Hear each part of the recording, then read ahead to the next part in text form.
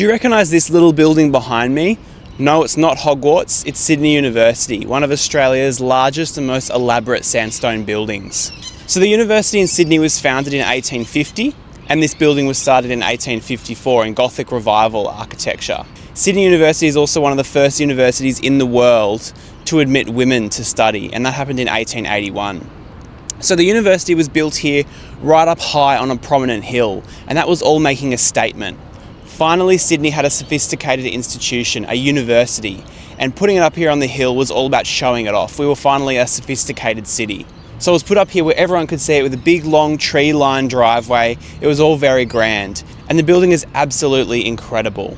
So it's made from Pyrmont sandstone. Lots of Sydney's grand sandstone buildings like Town Hall and the General Post Office on Martin Place are made from sandstone from Pyrmont, and there were 4 famous quarries in Pyrmont. They were called Heaven, Paradise, Purgatory and Hell Hole. Hell Hole was the most famous of the 4, and it was named as such because it was so dangerous to get the stone out of the quarry, because it would sporadically fill up with water, and also it was so deep all the way down to hell. But it had a really fine quality sandstone.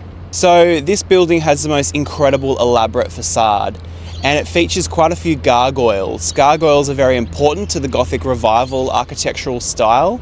These gargoyles are actually disguising drain pipes, but gargoyles were put on these buildings to ward off evil spirits. In 1890, they wanted to completely renovate the facade of Sydney University.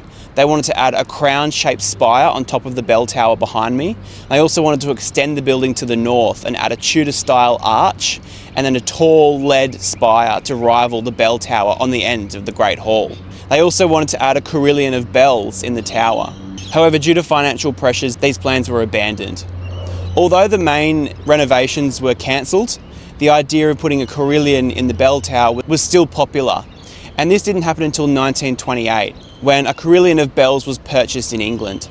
So a carillon is actually the largest instrument in the world, and it's normally a whole lot of bronze bells that are controlled by a keyboard-like structure from wooden paddles that operate each of the bells. So Sydney University's carillon has 54 bells, with the main bell weighing 2.4 tonnes.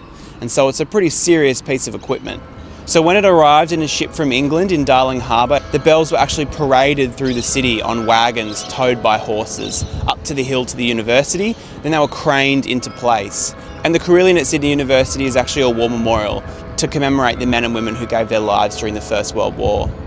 And it plays to welcome new students to the university, also for graduations, or if you come and film a video about the history of the building, you might be lucky and it'll play in the background.